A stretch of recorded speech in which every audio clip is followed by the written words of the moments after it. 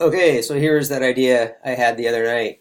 Um, so busy, each of the letters are centered in their own hex, and then B is there, and you've got this kind of, each of these hexes has got some different kind of something going on. Maybe we could even have, another one up here that's kind of like breaking the plane a little bit, just to have this side be like all crazy and everything, and then have this be like the finished, like, hey, that's the calm, everything's centered in the box in that like, and then continue with these hexes instead of the spiral as its own little mandala kind of a thing. And then the phone number over there, and it seems like a readable kind of a spot. We could even get rid of just this little bit of orange line here and here just to clean that up a little bit.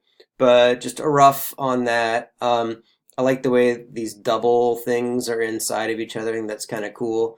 So yeah, let me know what you think. There's a 1 minute video.